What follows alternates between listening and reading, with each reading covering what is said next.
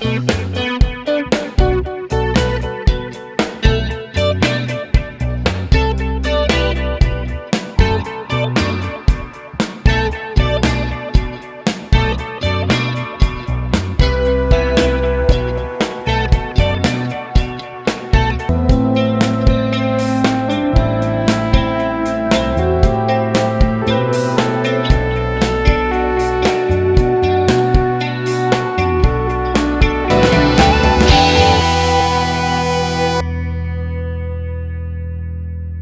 Students, चलो start करते हैं class 9 exercise 3B Selina publication concept mathematics. Exercise 3B start करने से पहले तुम लोग एक्सरसाइज 3A का सारा सम्स चेक कर लो। चेक कर लो मतलब ऐसा नहीं कि बस एक बार देख लो या फिर ऐसा कुछ नहीं। मैंने वो वीडियो अपलोड किया है, उसका हर एक सम पहले कर लो, क्योंकि 3A अगर तुम लोग नहीं करोगे तो 3B तुमसे सॉल्व नहीं होगा, क्योंकि 3A जो है वो लेवल 1 टाइप का सम्स है यूजिंग द फॉर्मूला, जो मैंने अपलोड किया है और बहुत अच्छे से फॉर्मूला को यूटिलाइज किया है। तो फॉर्मूला को कैसे यूटिलाइज करना है ये तुमको समझना है, और ये तुमको सबसे अच्छा तरीका से समझना है। अगर अच्छे से नहीं समझोगे तो 3B का सम्स तुमसे सॉल्व नहीं होगा। ठीक, चलो चलते हैं क्वेश्चन नंबर 1। ये 3B का क्वेश्चन नंबर 1 जो है एग्जैक्टली मैच करता है 3A का लास्ट सम से, जो है the difference between the simple interest and compound interest on a certain sum is this for 2 years at 8% per annum, find the सम। तो हमको क्या ढूंढना है? सम ढूंढना है। तो सिंपल सा हम लोग क्या करेंगे, तो सम मतलब क्या होता है? प्रिंसिपल। तो हम लोग प्रिंसिपल को क्या ले लेंगे? पी ले लेंगे। तो let the sum be P. ठीक, तो प्रिंसिपल को हम लोग पी ले लिया। तो प्रिंसिपल यहाँ पे क्यों नहीं लिखा? क्योंकि क्वेश्चन में नहीं था, क्वेश्चन में सम दिया हुआ था, इसीलिए हम लोग सम ही लिखेंगे। ठीक है, हैंडराइटिंग थोड़ा समझ लेना और ऑडियो विजुअल करो ताकि तुम लोगों को सबसे अच्छे से समझ में आ जाए। तो let the sum be P. ठीक, अब क्या करना है? Simple interest and compound interest निकालना है। तो क्या क्या गिवन है देखो, आर का वैल्यू गिवन है, वो क्या है? आर मतलब रेट। हम शॉर्टकट में कर रहे हैं, तुम लोग रेट इक्वल्स टू ब्रैकेट में आर ऐसे तुम लोग को लिखना होगा कि यहाँ पे लिखना है रेट, यहाँ पे ब्रैकेट में R that is equals to 8%। फिर यहाँ पे लिखना है कि time that is equals to n 2 years। ऐसे तुमको लिखना है एग्जाम में, लेकिन इतना हम नहीं लिख रहे हैं, डायरेक्टली सम कर रहे हैं ताकि ये तुम लोगों को पता है। आई थिंक अगर नहीं पता है तो 3A का question number 1 question number 2 check कर लो, मैंने वहां पे डिटेल में बताया कि कैसे एग्जाम में लिखना है। ठीक, चलो अब जो है सिंपल सा एक बार एसआई निकालेंगे, एक बार सीआई निकालेंगे। तो एसआई का वैल्यू क्या हो जाएगा? SI equal to P R T divided by 100। तो सिंपल सा पुट कर दो। पी क्या है? देखो पी तो पी ही है, आर का मतलब है 8 और टी का मतलब है 2 years डिवाइडेड बाय यहाँ पे 100। तो यहाँ पे तुम लोग 2 years, यहाँ पे हम लोग n भी लिख सकते हैं। यहाँ पे जो मैंने लिखा था कि time n equals to 2 years और t भी लिख सकते हो, टाइम t इक्वल्स टू जो लिखोगे, यहाँ पे n लिखा है तो यहाँ पे भी n कर दो। ठीक है, क्योंकि कंपाउंड इंटरेस्ट पे हम लोगों को इजी होगा। ठीक, तो यहाँ पे पी आर एन कर दो तो 2 हो गया। तो यहाँ पे क्या होगा? 8 टू 16p डिवाइडेड बाई 100। तो यहाँ पे काटाकुटी क्या हम करेंगे? नहीं करना है, छोड़ दो, ऐसे ही रख दो, देखते बाद में क्या होगा। अब चलो यहाँ पे क्या है? कंपाउंड इंटरेस्ट निकालते हैं। तो कंपाउंड इंटरेस्ट क्या हो जाएगा? Formula p into 1 plus R by 100 whole to the power n minus p। अगर कंपाउंड इंटरेस्ट डायरेक्टली निकाल रहे हो तो ये वाला फॉर्मूला में डायरेक्टली डालना, अगर कंपाउंड इंटरेस्ट नहीं निकाल रहे हो तो अमाउंट लिखना है यहाँ पे। तो ये वाला फॉर्मूला में डायरेक्टली पुट कर दो तो p बाहर आ जाता है, यहाँ पे 1 प्लस r जो है, r का मतलब है 8 by 100 whole to the power n, यहाँ पे n जो है 2 years माइनस 1, क्योंकि p को हम लोग कॉमन ले लिया है। तो p बाहर है तो इसलिए यहाँ पे अंदर में क्या हो जाएगा? यहाँ पे हम लोग काटाकुटी कर सकते हैं। 2 से लेके कितना हो जाएगा? 2 4 जा 2, 4 से कर दो, 4 2 जा हो जाएगा, यहाँ पे 4 2 जा 4 25 जा। तो यहाँ पे क्या हो जाएगा? देखो एलसीएम हो जाएगा,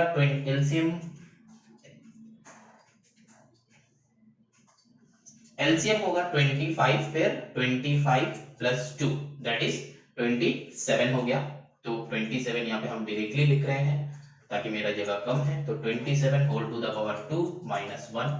अब यहाँ पे कैलकुलेट करो तो p इंटू 27 का होल स्क्वायर क्या होता है? 25 का होल स्क्वायर होता है 625 और 27 का क्या होता है? 625 के बाद क्या आता है? 676 एंड देन क्या आता है?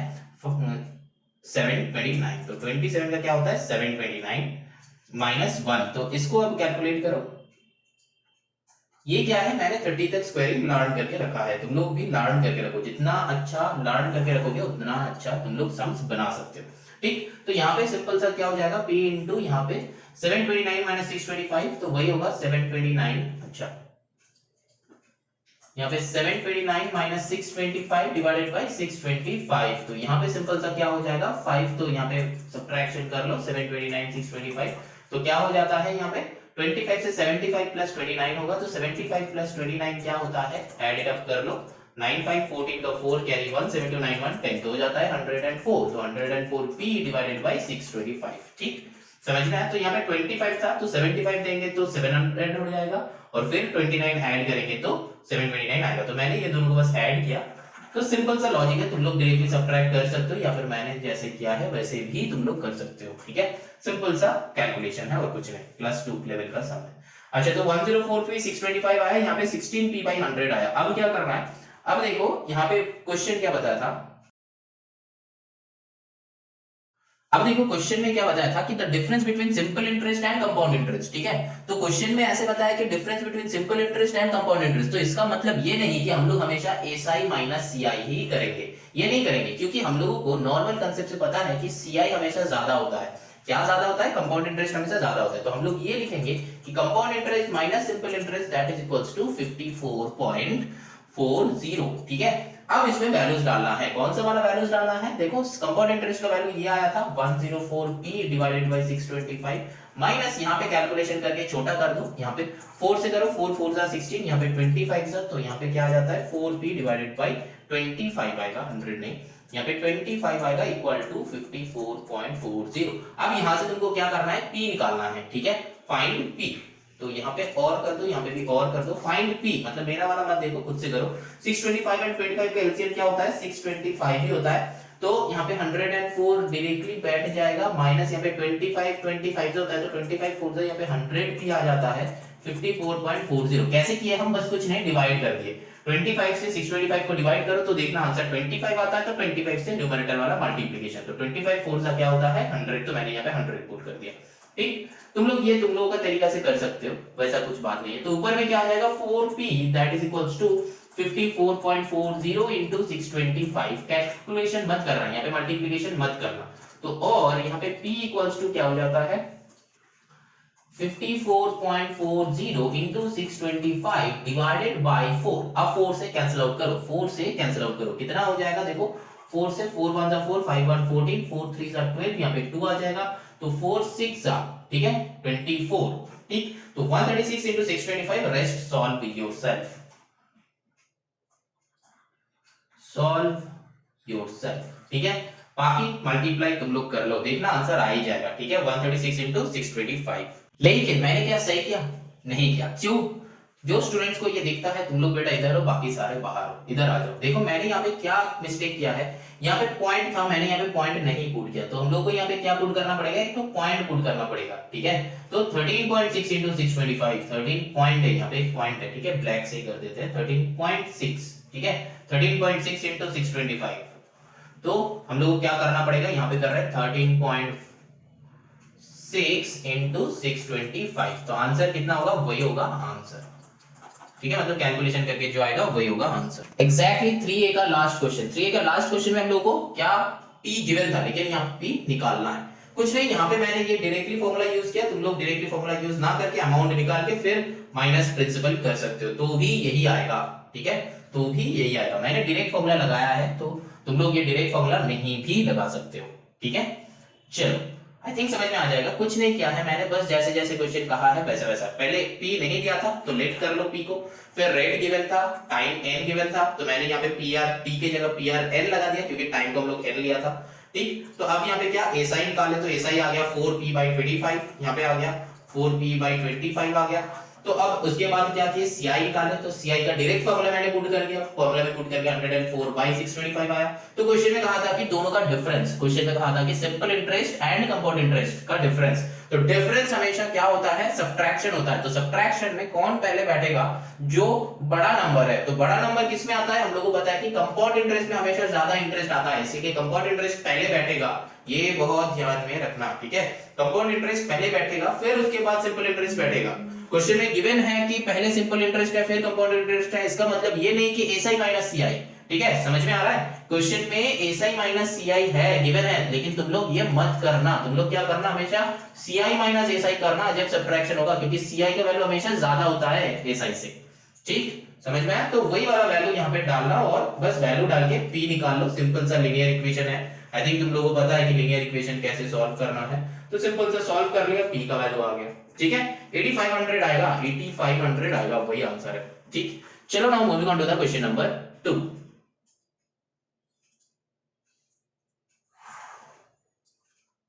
क्वेश्चन नंबर 2 में देखो क्या है। क्वेश्चन नंबर 2 बताया कि a sum of money invested at compound interest, तो कुछ सम ऑफ मनी है, कंपाउंड इंटरेस्ट पे इन्वेस्ट किया है, अमाउंट्स टू 19360 इन 2 इयर्स, मतलब जिसका अमाउंट हुआ 19360 2 इयर्स में, एंड 23425.60 इन 4 इयर्स, मतलब 4 इयर्स में इतना आया। ठीक, तो find the rate percent and the original sum of money. तो देखो यहाँ पे ना पहले तुमको क्वेश्चन में मतलब क्वेश्चन को समझना है।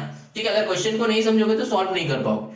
तो देखो यहाँ पे जो बताया है, तो सम ऑफ मनी गिवन नहीं है, तो क्या करना है, let the sum of money equals to P, जो नहीं दिया हुआ रहेगा उसको लेट कर लो। अब सिंपल सा लॉजिक है, इन्वेस्ट कंपाउंड इंटरेस्ट में तो 2 साल में, तो 2 साल का अमाउंट कितना हुआ, फॉर 2 इयर्स, फॉर 2 इयर्स में क्या है, amount equals to P into 1 plus R by 100 whole to the power N होता है। तो अमाउंट क्या है वो गिवन है, देखो 19360 that is equals to P into 1 plus R हम लोग को पता नहीं है। ठीक है, तो r बाई 100 वही ढूंढना है कि find the rate and original sum. तो p एंड r दोनों ढूंढना है, तो हम क्या करेंगे, r by 100 to the power 2 years, तो यहाँ पे 2 कर दो। ठीक, तो सिंपल सा यहाँ पे p निकाल लो, तो क्योंकि आपको p निकालना है। ठीक है, तो p इक्वल्स टू क्या हो जाएगा, p को राइट साइड में रखो और इसको लेफ्ट साइड भेज दो, तो 19360 divided by 1 plus r by 100 whole to the power 2, बस ऐसे करके इसका एक इक्वेशन 1 देके इसको रख दो। ठीक, अब एक और क्या बताया है, फॉर 4 इयर्स, है ना, 4 इयर्स में क्या बताया, सिंपल सेम टाइप का amount equals to p into 1 plus r by 100 whole to the power n।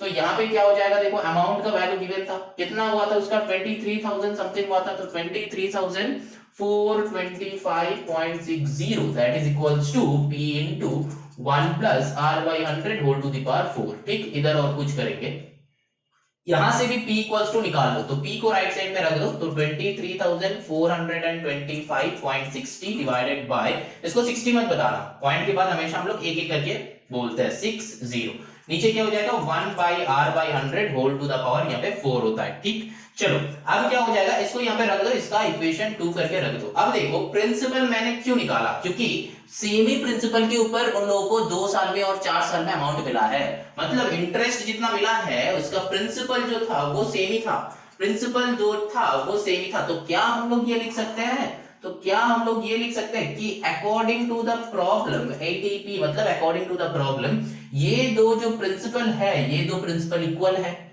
Same ही प्रिंसिपल है। क्या हम लोग ये लिख सकते हैं, ध्यान से सोचो, प्रिंसिपल जो था वो सेम ही प्रिंसिपल था, उसके ऊपर 2 साल में उसको इतना अमाउंट मिला, 4 साल में उसको इतना अमाउंट मिला, तो फिर क्या हम लोग ये बता सकते हैं कि ये दोनों भाई साहब इक्वल है, जरूर बता सकते हैं, तो वही लिख दो। तो 19360 divided by 1 plus r by 100 whole to the power 2 that is equals to 23425.60 divided by 1 plus r by 100 whole to the power 4 आया ना। अब देखो यहाँ पे कैंसिल आउट कर रहे हैं, मतलब कैंसिल आउट कर लो, ये नीचे नीचे कैंसिल आउट होता है, लेकिन तुम लोगों के इजी के लिए हम इधर उधर कर रहे हैं। 19360 डिवाइडेड बाय, ये नंबर्स को एक तरफ ले लो, 23425.60 इक्वल्स टू, अच्छा इसको ऊपर लो, ऐसे लो तो फिर और भी इजी हो जाएगा, 4 को ऊपर रखो नहीं तो गड़बड़ हो जाएगा।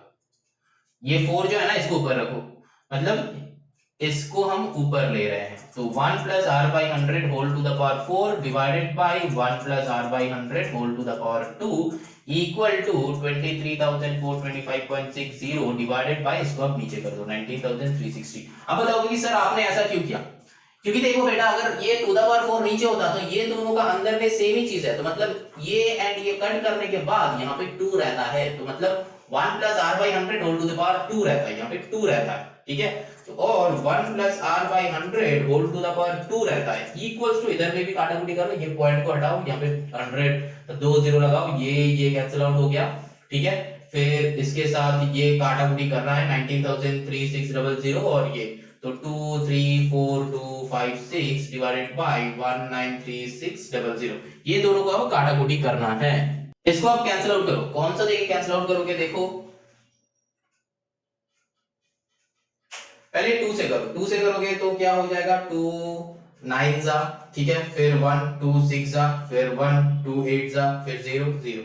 यहाँ पे भी 2 से करो, 2 1 जा 2, 2 1 जा 2, 3 1 2 7 जा 14, 2 1 जा 2, 2 2 जा 4, 5 1 2 8 जा 16, ठीक है। इसके बाद और भी 2 से तो जाएगा ही जाएगा, लेकिन 4 से ट्राई करो, 4 से ये वाला जाएगा लग रहा है, क्योंकि 4 24 जा होता है 96 एंड 4 2 जा 8 होता है, फिर 0 0, तो ये क्या 4 से जाएगा, 4 2 जा 8, 9 10 11 337, 4 9 जा 36 होता है तो 37 1, तो 4 2 जा अगेन 8, 9 10 11 332, हाँ 4 से हो जाएगा, तो 4 8 जा 32, 4 2 जा 8, तो सिंपल से ये 4 से हो गया, तो ये भी 4 से हो जाएगा, 4 2 जा 8 9 1, 4 8 जा 4 4 जा 16 होता है, 4 2 जा 00। अब देखो एक और बार 4 से ट्राई करो, 4 से होगा कि नहीं होगा, 4 से होता है तो इजी होता है, यहाँ पे तो 4 से हो जाएगा, 24 है 20 है हो जाएगा, यहाँ पे 4 से होगा, 4 7 जा 4 से ही करो, 4 7 जा 28 होता है, 29 1, 4 3 जा 12, 4 2 जा नहीं, 4 से नहीं होगा, तो फिर हम लोगों को 2 से ही करना पड़ेगा, तो 2 से ही कर लो एक और बार, 2 1 जा 2, 2 4 जा 8, 9 1, 2 6 जा 12, 2 4 जा 8, 2 1 जा 2, और इधर में क्या करना है, 2 1 जा 2, 2 2 जा 4, 2 1 जा 2 00।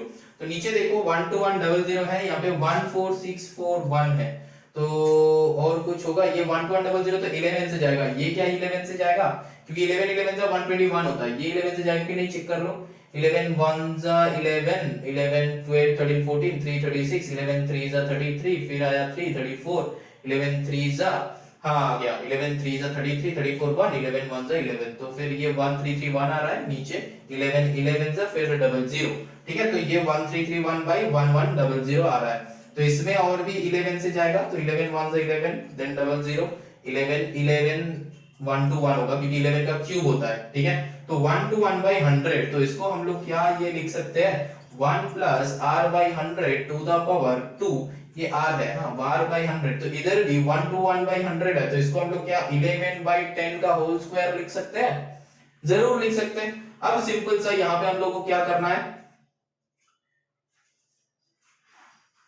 ये बोथ साइड का स्क्वायरिंग हट जाएगा, जैसा मैंने कहा था 11 नहीं 3a में जैसे मैंने कहा था, ठीक है, वैसे तो इसके बाद यहाँ पे कर रहे हैं, और तो 1 plus r by 100 that is equals to 11 by 10, तो और यहाँ पे क्या हो जाएगा, नीचे 100 तो ऊपर में 100 plus r that is equals to 11 by 10, तो ये 0 कट हो जाएगा, तो 110 हो जाएगा, तो इधर कर रहे हैं हम, तो और यहाँ पे क्या हो जाएगा 100 plus r that is equals to 110, तो और r equals to 10%, ठीक है, परसेंट यहाँ पे मत देना, अलग से लिखना, लेकिन मैंने यहाँ पे जगह नहीं है इसीलिए हम 10% कर रहे हैं, तो r का वैल्यू हो गया 10%, ठीक है, तो पूरा का पूरा सम यहां तक समझ में आया कि हम लोगों को क्वेश्चन में था कि फाइंड द रेट परसेंट, तो रेट निकालना था, तो रेट हम लोग का आ गया।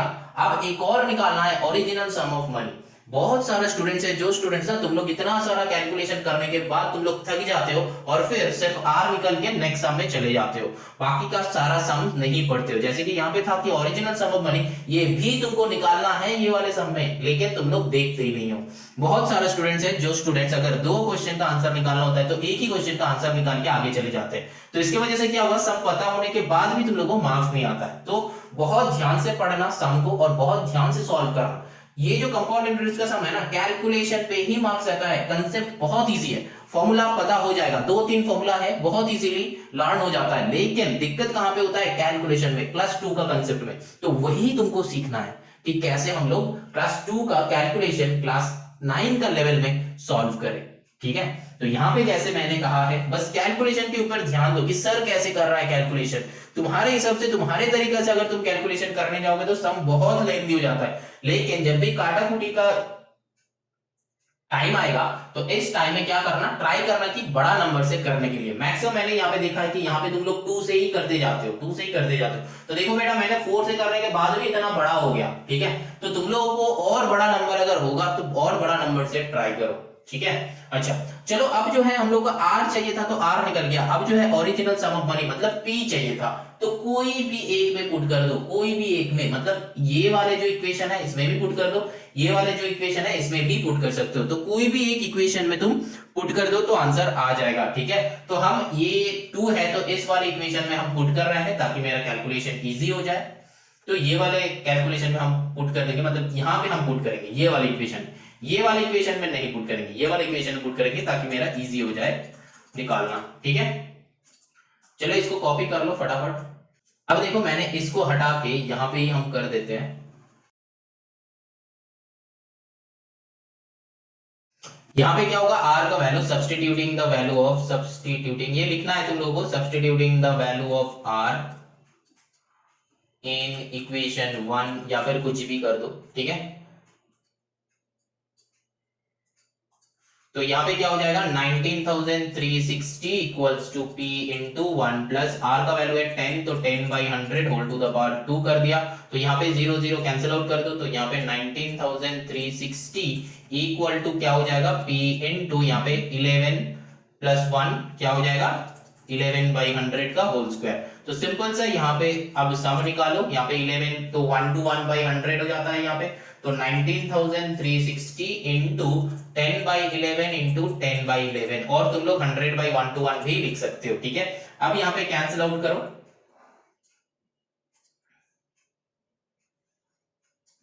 यहाँ पे इसको 11 से पूरा का पूरा हटा दो, पहले चेक कर लो जाएगा कि नहीं जाएगा। 11 1 जा 11, फिर कितना होगा 6 जा 8 जा होता है, तो 8 जा 83 होगा, 11 7 जा 77, 77 से 83 इधर 3 इधर 3 6 66, तो 11 6 जा तो हो रहा है, तो एक 11 से हो गया, दूसरा 11 से ट्राई करो, 11 1 जा 11, फिर क्या होगा यहाँ पे 6 होगा, तो 66 11 6 जा, तो फिर क्या आ रहा है यहाँ पे, और देखिए 1600 equals to p, that means p का वैल्यू था 1600 होगा कि 16,000 होगा,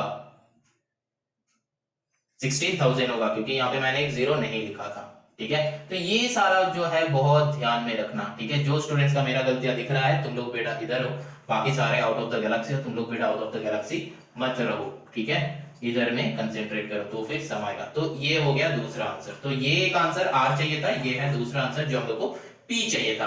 तो क्वेश्चन को बहुत ध्यान से देखो, एकदम स्टार्टिंग से देखते रहो ताकि तुम लोग का इजी हो जाए। एकदम एंड में आके अगर तुम लोग स्क्रीनशॉट लेना चाहते हो तो देखना यहाँ पे मेरा स्क्रीन छोटा है, इसीलिए तुम लोगों को लगेगा कि क्या सर ने इजी विजी क्या है, तो हम बताएंगे कि स्टार्टिंग से सीक्वेंस वाइज देखते रहो और तुम्हारा कॉपी में, तुम्हारा जो नोटबुक है नोटबुक में कॉपी करते रहो। ठीक है, तो फिर देखना कि ये वाला सम्स जो है तुमको इजी लगेगा एंड में, जब तुम्हारा कॉपी में तुम देखोगे कि हाँ ऐसे ऐसे हुआ है, तब जाके सम्स इजी लगेगा। नहीं तो यहाँ पे कैलकुलेशन के ऊपर पूरा का पूरा सम्स है, तो कैलकुलेशन जितना अच्छे से बनाओगे उतना अच्छे से सम्स बनेगा, कैलकुलेशन में तुम जितना गीजी बीजी कर दोगे तो सम्स भी उतना गीजी बीजी होते रहेगा और कॉम्प्लिकेसी बढ़ते रहेगा। ठीक है, चलो ना moving on to the question number 3। Question number 3 में देखो क्या है, a sum of money lent out at compound interest at a certain rate per annum becomes 3 times of itself. अच्छा, 3 times of itself in 8 years. Find in how many years will the money become 27 times to itself. 27 times to itself. तो देखो ये एक ना different type का सम है, एकदम पूरा का पूरा डिफरेंट टाइप का। देखो यहां पे क्या बताया कि sum of money lent out, तो that means let the sum of money equals to P. ठीक, अब बताया है कंपाउंड इंटरेस्ट पे वो लिया है, कंपाउंड इंटरेस्ट पे वो लिया है। ठीक है, अब क्या बताया है 3 times of itself in 8 years. ये क्या है, कंपाउंड इंटरेस्ट जो है वो अमाउंट जो है वो 3 टाइम्स ज्यादा है इटसेल्फ, मतलब क्या बताया है यहां पे amount equals to 3 times of p, that means we can write 3p। तो अमाउंट क्या हो जाएगा 3 ऑफ प्रिंसिपल, मतलब 3 times of principal, that means 3p। ठीक, अभी बताया देखो sum of money lent out at compound interest at a certain rate per annum becomes 3 times of itself in 8 years. तो टाइम भी बताया है, टाइम क्या बताया है 8 इयर्स। ठीक है, अब देखो वहां पे बताया कि सर्टेन रेट पर एनम, तो मतलब रेट भी नहीं बताया है, रेट भी नहीं बताया है, तो let the sum of money equals to p and rate equals to r%, दोनों को ही लेट कर लो, रेट इक्वल्स टू r%। अब देखो सम कैसे बनेगा, ठीक है। बहुत सारे स्टूडेंट्स को जब भी ऐसा कुछ क्वेश्चन होता है कि दो अननोन वेरिएबल है तो तुम लोग घबरा जाते हो कि यार कैसे निकालेंगे, लेकिन बेटा जैसे जैसे क्वेश्चन में कहा है वैसे वैसे निकालते जाओ, क्वेश्चन बनते रहेगा। लेकिन इसका एक डिफरेंट टाइप का समय है, तो डिफरेंट टाइप में सॉल्व करेंगे। देखो यहाँ पे क्या है, पहले हम लोग क्या निकालेंगे, अमाउंट निकालेंगे। कंपाउंड इंटरेस्ट में ये लिया था, तो amount equals to p into 1 plus r by 100 whole to the power n, ये r है। तो यहाँ पे क्या हो जाएगा, अमाउंट क्या था 3p, that is equals to p into 1 plus r by 100 whole to the power 8। अब यहाँ से हम लोग क्या करेंगे, देखो ये p कैंसिल आउट हो गया, तो और 3 equals to 1 plus r by 100 whole to the power 8, इसको इक्वेशन 1 करके रख दो। अब तुम लोगों को समझ में आ रहा है कि सर ये क्या है, 3 का वैल्यू ये है, इसका वैल्यू 3 है, तो तुम दोनों ही मान सकते हो। चलो आगे देखते हैं क्या होगा, ठीक है। पिक्चर अभी बाकी है, पिक्चर नहीं सम अभी बाकी है। चलो तो यहां पे देखो आगे क्या है, हम लोग को बताया है कि in how many years will the money become 27 times of itself at the same rate of interest। मतलब सेम रेट ऑफ इंटरेस्ट में कितना साल बाद, तो मतलब फिर से एक और बार लेट करना होगा, late the time taken equals to n years। यहाँ पे n नहीं तुम कुछ और लो, क्योंकि यहाँ पे ऑलरेडी n लिया था, तो हम लोग यहाँ पे क्या करेंगे, इसको n ना लेके इसको हम लोग कुछ और चेंज कर देते हैं कि p years, p नहीं p तो ऑलरेडी लिया था, यहाँ पे m नहीं x years कर दो, ठीक है। x years में x years कर दो, क्योंकि n क्यों नहीं ले रहे हैं, क्योंकि ऑलरेडी n यहाँ पे ले चुके हैं, इसीलिए n हम नहीं ले रहे हैं, ठीक है। तो दो बार सेम वेरिएबल यूज नहीं करना है। अब देखो यहाँ पे क्या हो जाएगा, तो 27 टाइम्स बताया है, तो let the time taken x years, तो यहाँ पे बताया क्या है 27 टाइम्स, तो मतलब अमाउंट क्या हो जाएगा, अमाउंट क्या हो जाएगा 27p हो जाएगा, क्योंकि यहाँ पे मनी तो यही था, प्रिंसिपल जो था वो p था, तो 27 टाइम्स होना है अमाउंट को, तो 27p। और बताया कि टाइम यहाँ पे 8 इयर्स बता दिया था, यहाँ पे टाइम चाहिए कि कितना साल में।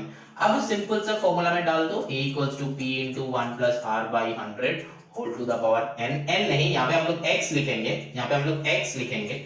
अब जो है इक्वल टू अमाउंट जो है वो है 27p equal to p into 1 plus r by 100 whole to the power x। यहाँ पे r क्या है, बताया है कि सेम रेट, r एक्चुअली में नहीं बताया, बस बता दिया है कि रेट सेम है, ठीक है, वो ध्यान में रखना, सेम रेट है।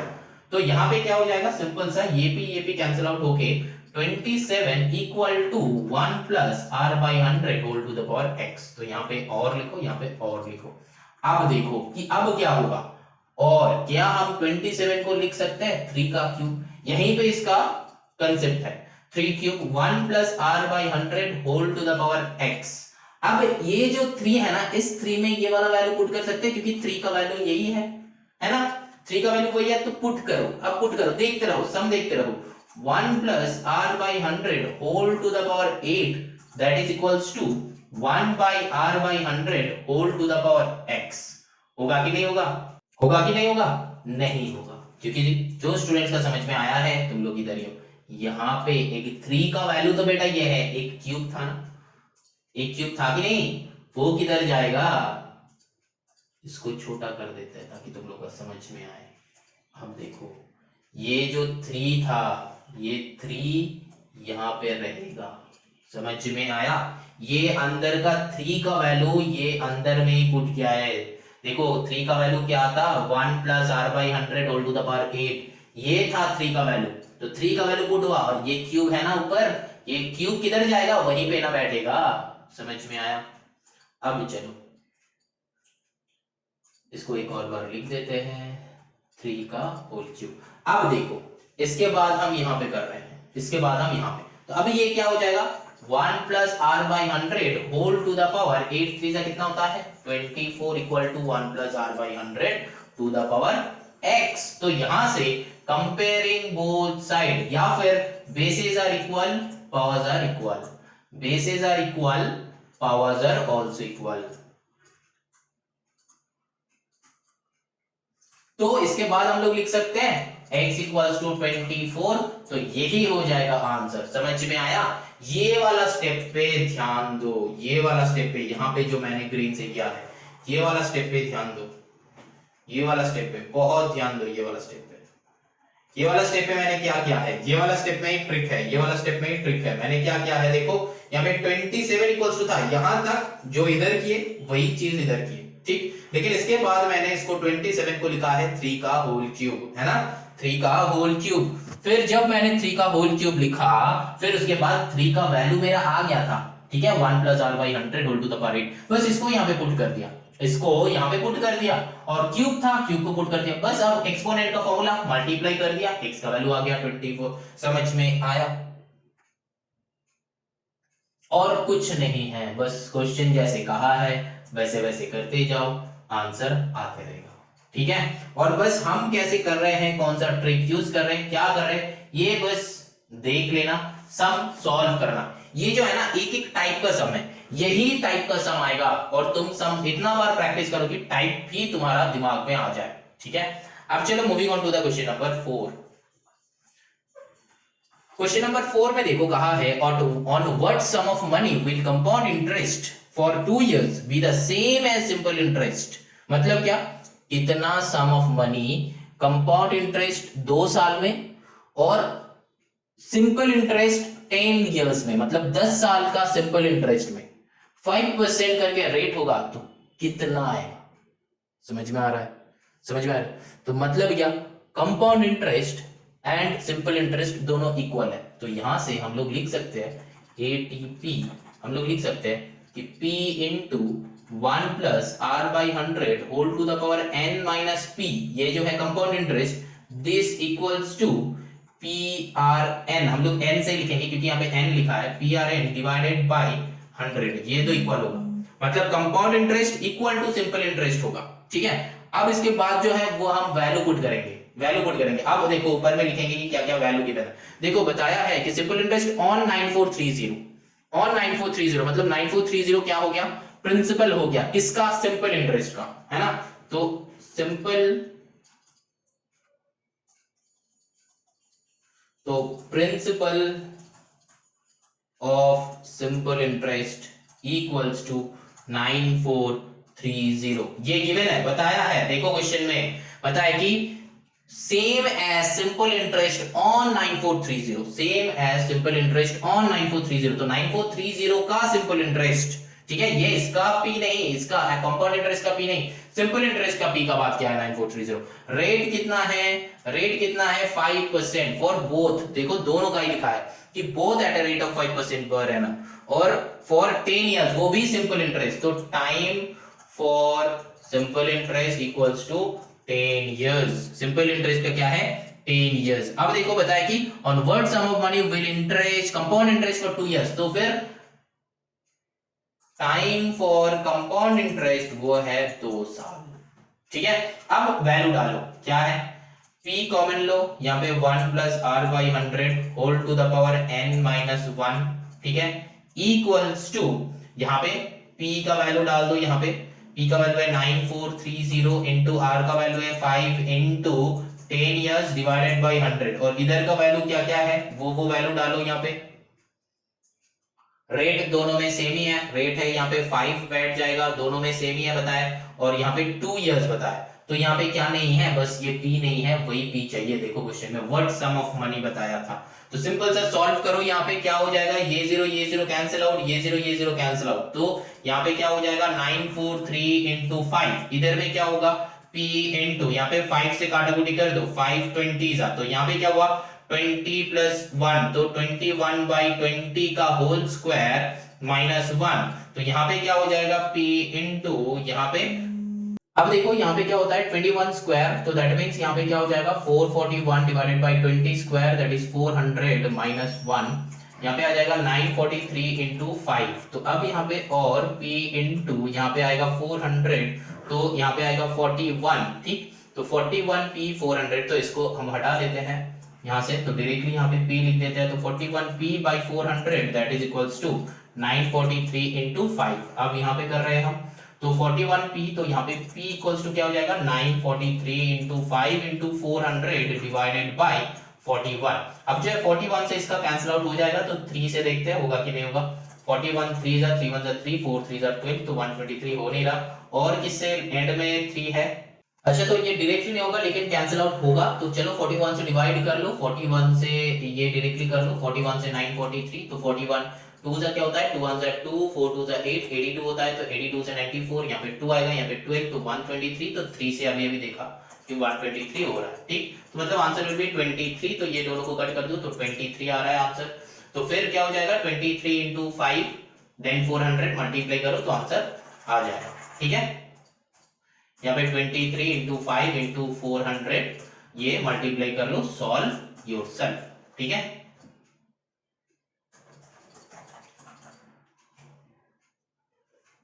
समझ में आया? चलो ना moving on to the question number 5।